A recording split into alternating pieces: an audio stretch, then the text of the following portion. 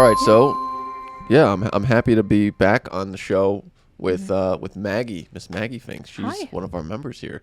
I am. Yeah. Actually, the story of how you became a member, I think, is going to be really interesting.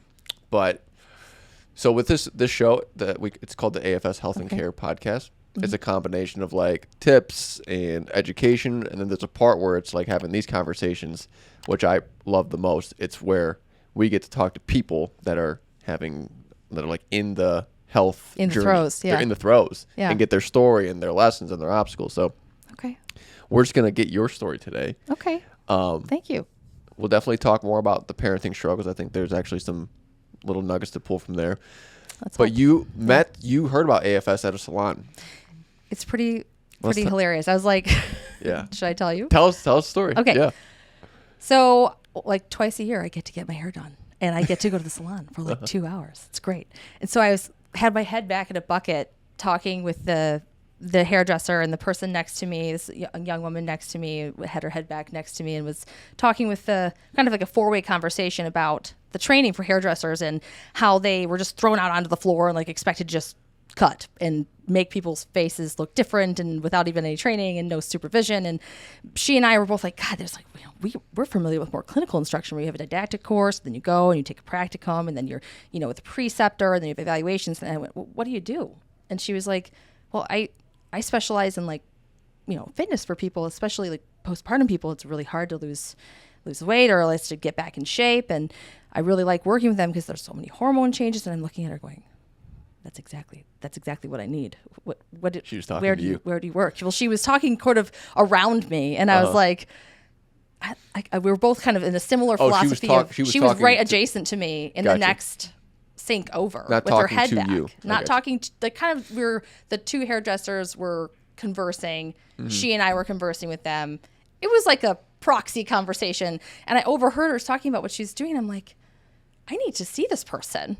And when we sat up, I was like, this is so weird. But like, what do you actually do? She was like, well, I work at Applied Fitness Solutions. I'm a trainer. And I went, oh, okay, great. She's like, well, my name's Claire. And I was like, hi, Claire. And I'm a pretty high energy person. And I was like, this is my girl. Yeah. And so she gave me her card, and I called, and I'd been in like a spot where I was just like stuck and just didn't feel like myself. I mean, I just needed something to kind of like. Sure. Was this right after you had your youngest? This was I want to say a year. Maybe just a year after I had him. Okay. And I just was like, I need something different. I tried all the things that I knew previously, and I just wasn't feeling like myself. I wasn't feeling very strong, and so it was really nice. And then she let me to you, and I had a conversation with you in there. Yeah. And I've never talked to anybody at a gym for as long as I talked to you. Where do we go? And you were so thoughtful. Well, you were so thoughtful and intentional. And it was like, he takes out his journal. He's like, so nice. He's like, how's it going? What are your goals? I was like, no one's asked me anything about me in Tell me about your life. a year. Yeah. It's really nice to have, if anyone who's really, their whole goal and intention is to help and support people, and to have them like just spend time with you is really nice. It's not like I don't have, I'm blessed with a lot of supportive family and friends, but I also, as a mom and as a working parent, you're like kind of in the go at a certain clip for a long time. Yes. And to take pause, to sit, to get my hair in a bucket, to have a conversation with another adult, and then to like be in a different setting where I'm literally just focused on something that's important for me, was really nice. I felt like it was a really cool meeting. Yeah. And to have all your clients, I know that it probably feels really good for people who maybe haven't done this before, haven't gone to a gym before, haven't even done anything for their health. If they come in and they're like, wow, they're really taking inventory about what I need and what is important to me. Yeah, I don't think you can be, I thought it was a very thoughtful conversation too. I enjoyed it. But I don't think you can be successful in a health wellness journey if you don't take inventory of your life. Yeah. And the position that you were in and still are in, not new mom, but you're a mother. You have 3, 6, 4, and 1. Yep, 3 boys. 3 boys. Yep. You're in this still like pouring into your children, and postpartum is still a real thing. Yeah. And even more so then. But that's a challenging space for a lot of women to be in, is like, I have a newborn baby. you were back to work, I believe. Mm-hmm. And what do you remind me? I'm a nurse midwife at the hospital. Yeah. So actually, some of my colleagues have gone here. Yeah. I weirdly found out. So I met Claire at this kiss mat, this like cute meet, like a movie moment where I was like, all these worlds kind of like collided, and and then I went back to my friends at work, and I was like, yeah, I'm going to this new gym. They're like, oh, wait, I go to AFS, and they're like, well, I went to AFS, and they're like, I went to AFS. I was like, what? So I had watched my colleagues after their night shifts go to the gym, and I realized they were coming here. Yeah, at just like 7 this Hawthorne a.m. effect. Yeah, so they were all very. They all were really happy, and they loved Claire too. Yeah, that's so cool. Yeah. But it's challenging. You have you're back to work. Just full time. Full time. I've been full time since 6 months postpartum. So yeah, and that's all the hormonal changes that happen postpartum, and going back to work and leaving your child, and then trying to pour back into your own health and wellness. Yeah, like it's hard. It is, and it's like I found it to be hard because you have to kind of stop, make that hour. You're not on. You're always on call as a parent. You're always like attached to your child, but it's to take that time and like really shift your focus to like the here and now, and do that. Just make that purposeful hour for yourself is, I find a nice privilege. Like not everybody has that privilege to do that, and whether that looks like walking around outside, doing push-ups in your garage, whatever it is that you have access to, it's hard to down-regulate and like be like, okay, for my kids to see me do this, for me to do this for myself, it's important, but it is a challenge. How did you get to that point? Did you always think that way when you first had your kids, or was it challenging to go from, I need to pull away from direct time from them so that I can pour into myself?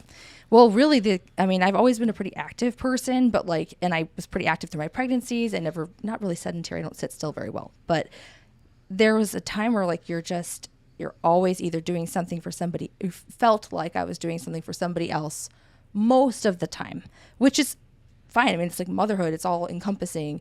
And I knew that I'd have to like make a little effort to get out there. I didn't realize how hard it would be to get myself back in the game. Yeah. So I was a little fearful that maybe I couldn't do it. Mm-hmm. And I think that it's very helpful to have a structure.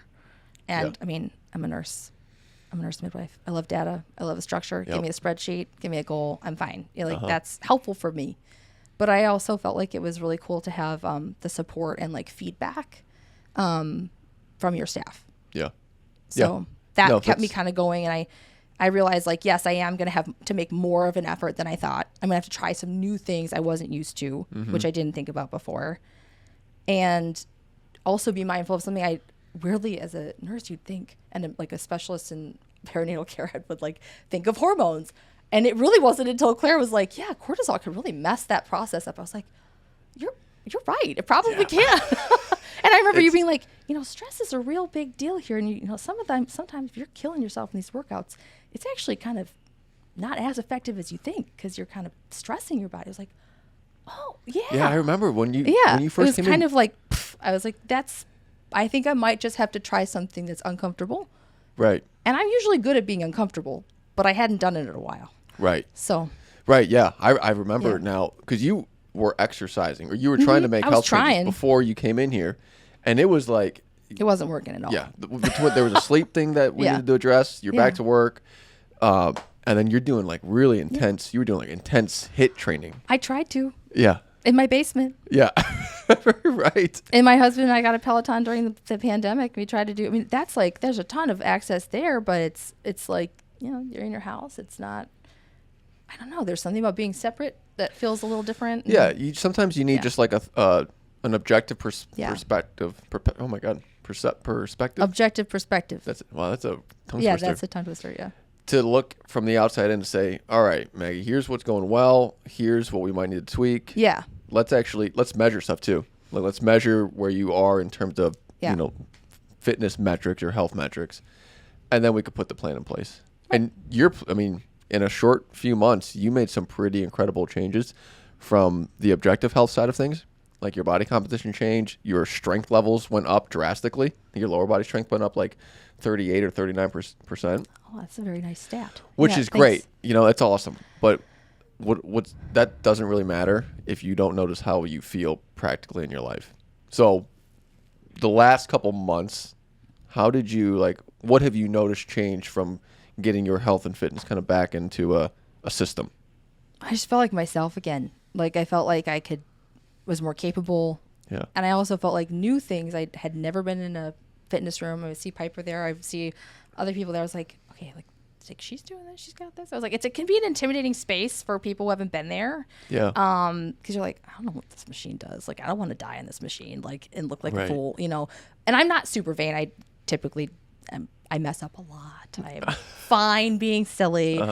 But I also didn't want to be unsafe. And I was like, so it's nice to have someone orient you to that space, to try something different. And I saw different changes in my body that I hadn't seen before. And I mean, it's not just about like the shape or the size or fitting in your clothes, all of which are really nice and reassuring and motivating. But I think the bigger thing was like, okay, I feel like I'm like doing something good for my body. I feel strong again. I feel like I was actually running 3-4 miles again, which I hadn't done in over a year, maybe 2 years. Yeah. And I felt sort of like I did before. And it's not going to ever be, you know, I'm okay getting older and doing these new things. Like it's never going to be like I'm 25, and I don't mind that. But like, it was nice to just experience that again and have, I don't know, just have a new perspective on what my fitness could be. Yeah. People say that a lot, Yeah. that feel like myself again. Yeah. Or like reclaim my old self, that kind of thing. That does show up a lot. In your experience, what do you feel like happens that pulls people away from feeling like themselves again?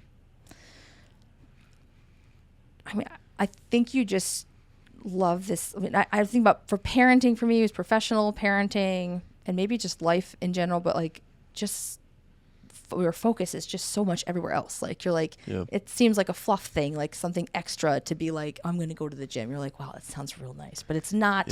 You're triaging your whole life. And it's like this Maslow's hierarchy of needs. You're like, am I getting food? Am I getting dressed? Am I at work? My kids at school? You're not at this like at the salon level, top of the pyramid.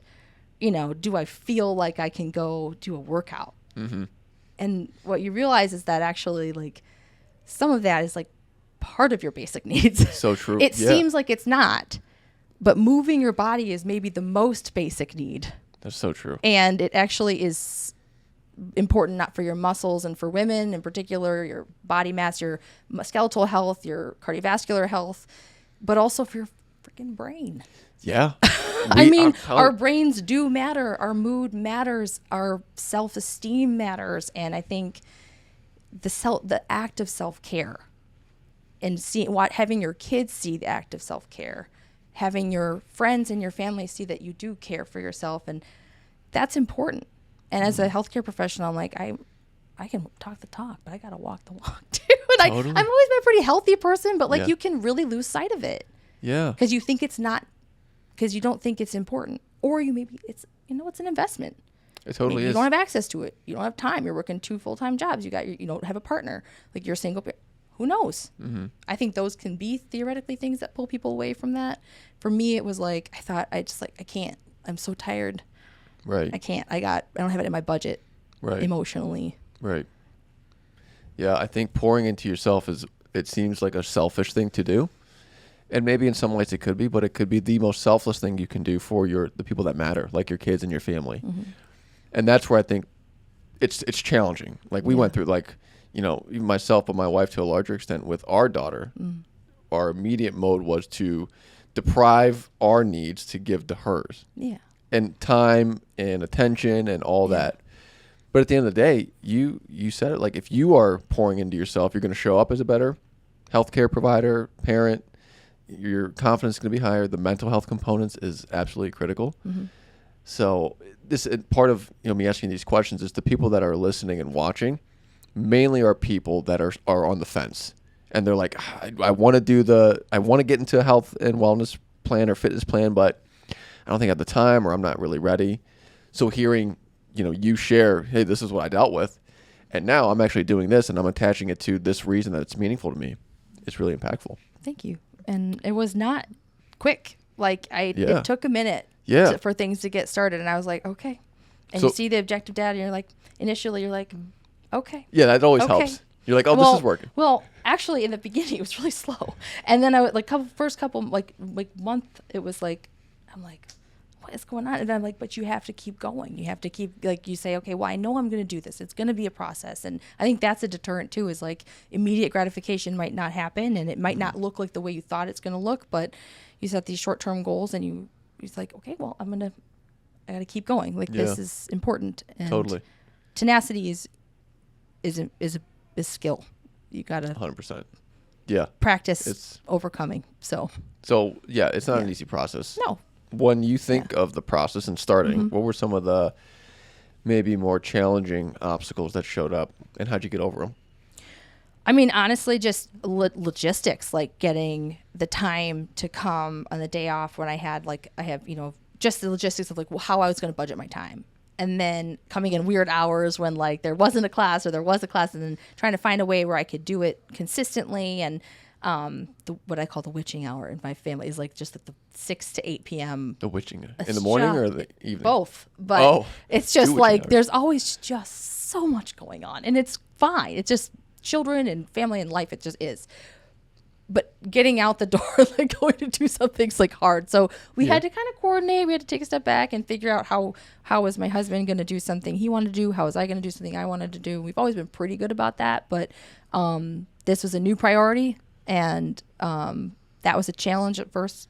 So you guys had to actually coordinate schedules. Oh, you had to sit down and be like, hey, how do we fit this in? Mm-hmm. That's big. I mean, yeah, and I don't know that it's unique to me, but I think we're like, hey, this is what I'm going to do. And then it was because I'm not a normie. I always work. I work nights, days, weekends, you still on holidays, some of them. Okay, wow, yeah. That's challenging. Okay. One of my colleagues who actually has been benefited from your services too, she does my scheduling. She's been very kind. But she plugs in your workout time for you? Well, I wish she did, but no, she's very generous. But so I'm kind of all over the place. So that affords me a little more time to come in weird hours on a Tuesday, like 1. Yeah. But that was challenging. And then also just like getting out, being in your body when you haven't really and seeing that oh my God, I used to be able to do this and now I can't. And then gradually seeing that you can again. Mm-hmm. But initially I was like, whew, that's a wake up call, girl. Yeah. It's time. You got to do this. Doesn't feel like that when was I was a little 25. tough, but yeah, sometimes holding a mirror in front of yourself is hard. And it's harder for some other people than me, and also easier for some people than me. Mm-hmm.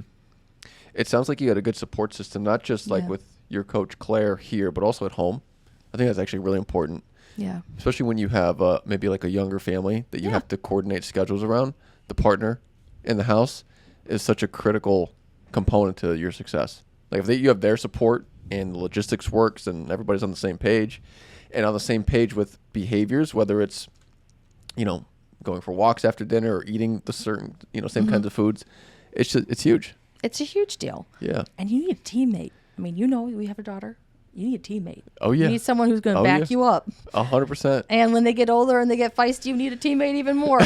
You need to be united front. And I was like, and that looks different for every couple, but I think I was very fortunate to have that support. And So now that you are back into a pretty consistent routine here with your health and fitness, what does it mean to you now having that versus maybe when you were in your 20s, when you were doing it pre, kids and family?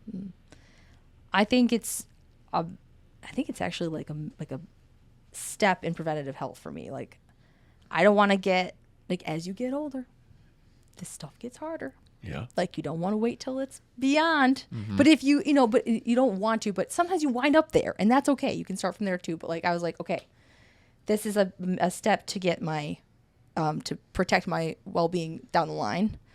And you're thinking long-term longevity. Purposes, prevention of health issues. Some of the end of my pregnancies, I had complications that did predispose me to health complications down the line. And I'm like, if I can do anything in my power to stave that off, I will. Mm-hmm. And then to be able to think about, if retirement is part of someone's journey, think about your life when your kids are grown, what you're going to do. Yeah. You want to walk. Yeah. That'd be nice. Right. It's not, you want to move. You don't That'd be want to get nice. pushed around. Right? It's that's what I'm thinking about now. And when you're in your 20s, you're like, I'm immortal. This Right. is great. Like, you just don't even have well, I guess I'll speak for myself. I didn't really have that concept in my mind, like, all the time. But that's what's different now. Yeah. You start thinking about, like, the gifts that having your health and fitness provides you. Yeah. In terms of function. Yeah. And being able to do things that you want versus, I still think health and fitness as a whole is wrapped up in an aesthetic component. Weight loss and building muscle and losing fat and all of those things are a part of that. They do get influenced by that piece. But believe it or not, like, staying healthy and fit and physically active contributes more to your, like, direct health, your ability to move and prevent injury and, like, overall, like, fitness more than, what my body looks like. And to your point, when you're retired or you have to keep up with kids, like, that stuff becomes really important. And I watch my parents being grandparents and how much of a joy that is and how impactful that is for them and for my kids. And I want that so badly.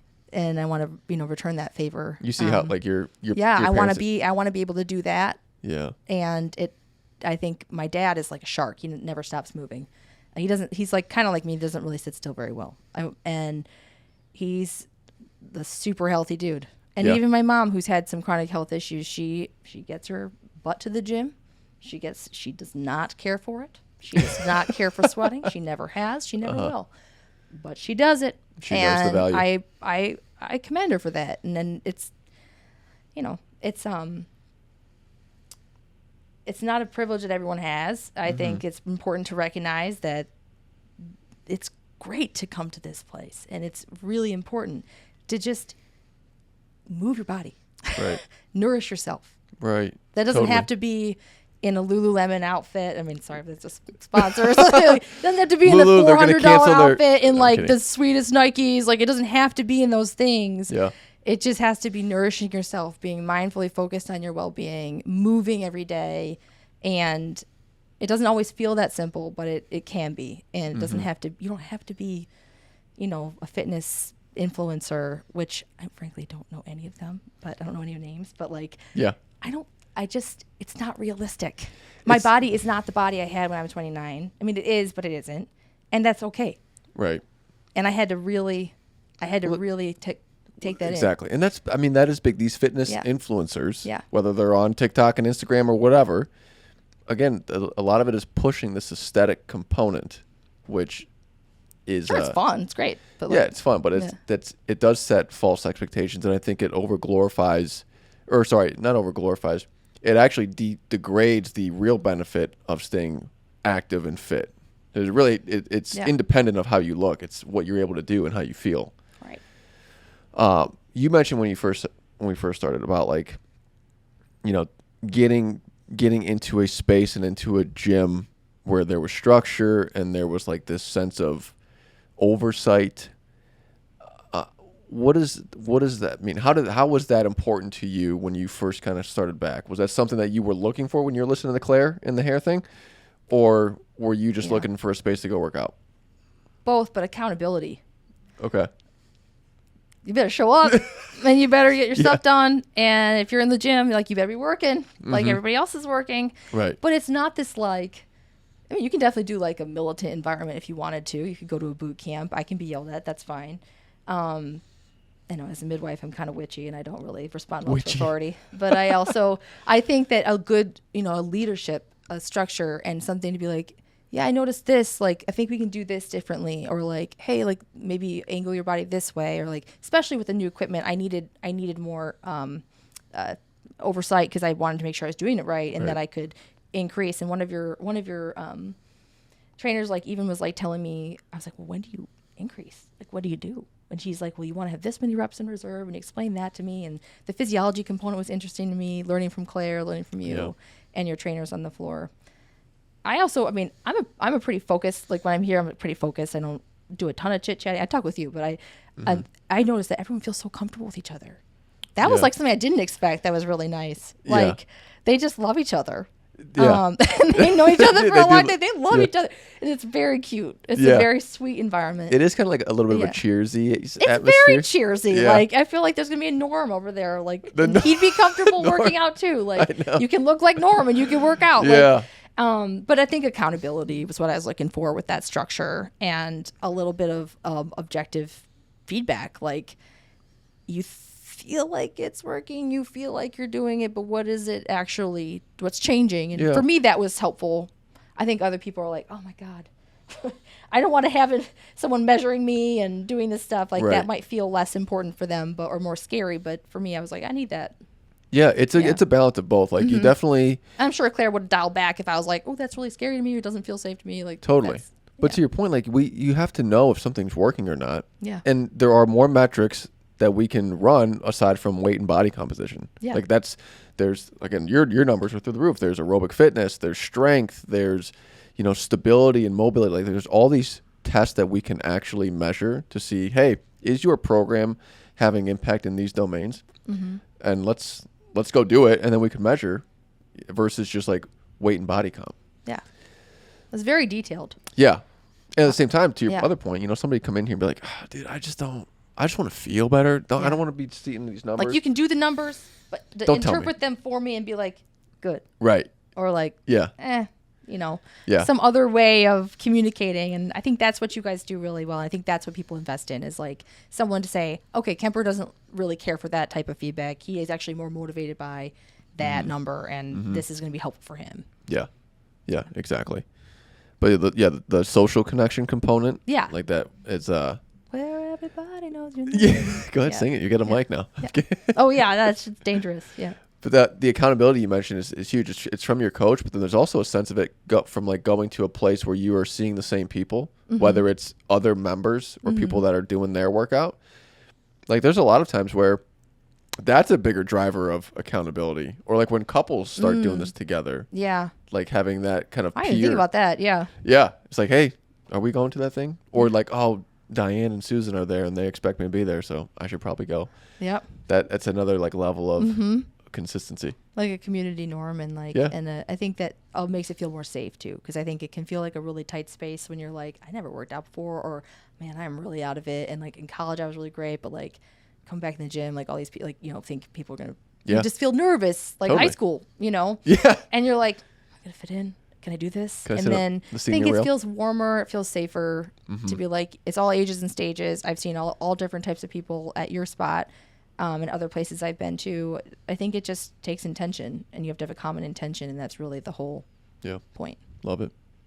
When you think about like your day to day and almost like just like normal things going on in your life, is there anything that stands out that you've noticed is different for the better by being a little bit more back into yourself with your health and fitness routine? Yeah, I have to say, like I feel a lot better about myself. I feel like that was really meaningful for me. It was a tougher postpartum for me, and I think that was really it was important for me to do this for myself. Yeah. And it's not completely done. I'm very fluid. Like life will go ebbs and flows, I'm sure, but I think it was really, I don't know. I felt better about being in my shoes, and that was good. Yeah. No, I appreciate you sharing that. A little pride in myself, but that's not. You can't beat that. I mean, that stems to everything that is important. Like early, like your kids and the work that you do. If you are a better version, or not a better version, but you feel like yourself again. Yeah. That is going to leak into those things. Yeah. Big win. Last question I'll ask you, Maggie, and then we'll get to the good stuff. People, like I said, people that are watching and listening, they are on the fence. Most of them. They're in that stage that kind of you were in when you were sitting in the chair. Mm-hmm. Now being on this side of the couch, what would you say to them if they're questioning whether they should start some type of health or fitness routine? I'd say think about what you value most in your life, and think about how those things will change and how they'll grow. And that's yourself, that's your kids, that's your family, your job. And what kind of level of involvement do you want to have? Like, how engaged do you want to be in all those things and with those people? And I think taking care of yourself and taking care of, like, keeping your body in motion, keeping your body being well is going to make all those things better. It's going to make your relationships a little bit, a little bit longer. You're going to be able to engage more in different ways. You might be able to see the world a little bit differently, travel, do those things. So think about things that matter to you, and how would being able-bodied or being well help you. Yeah. And I shouldn't just say able-bodied, but like feeling good in your body, like feeling like you're able to engage in the world. Yeah. Feeling like you're able to do things. Yeah. And if that's important to you, then this is a step you want to take. Yeah. Love it. And that's our show for today. Thank you so much for sticking around, watching, learning. If you extracted some value, please share this with your friends and family. You can also click the subscribe link. I believe if you're on the Spotifys and Apples and you're listening to this, there's a subscribe link at the bottom of the episode. If you're watching on YouTube, bottom right of this video, you can click subscribe to stay up to date on the latest episodes. Thank you again for joining us on this episode. And with that being said, be well, stay connected, and take care of your health.